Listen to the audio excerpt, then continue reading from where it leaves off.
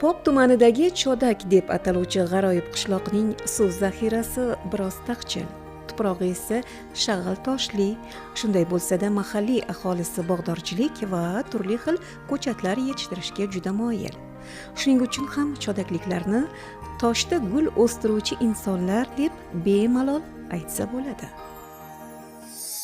Imom aka insoniyatni qiziqtirgan barcha meva turlari yillar, asrlar davomida yovvoyi holatda madaniylashdi. Juda yaxshi. Namatak eng so'ngroq, keyinroq madaniylashdi desak ham bo'ladi. Yurtimizga madaniylashgan mana shu Namatak bog'i qachon barpo qilindi?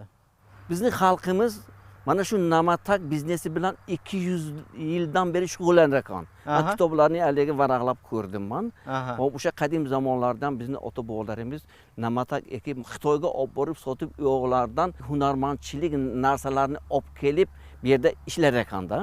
Shuning uchun Chodakning namatagi boshqa joylarning namatagiga qaraganda bir 30-50% madaniylashgan. Mana Kosonsoyda ham bor namatak bilaman, boshqa joylardan bor. U namatakni hamma joy hech tikon.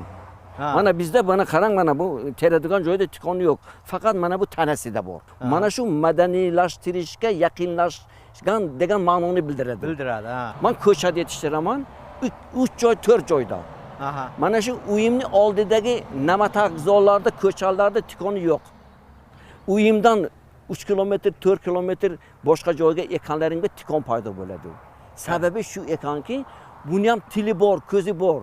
Bu tikon o'zini muhofazat qilishi uchun men o'sha uyimning yaqiniga ekanimga u tikon chiqarmaydi. Sababi menda egam bor, meni hali muhofazat qilish uchun bu chiqarmas ekan. Ana endi uzoqdagilar egam yo'q deb hali chiqar ekan buni. Men in jihatdan buni tasdiqladim.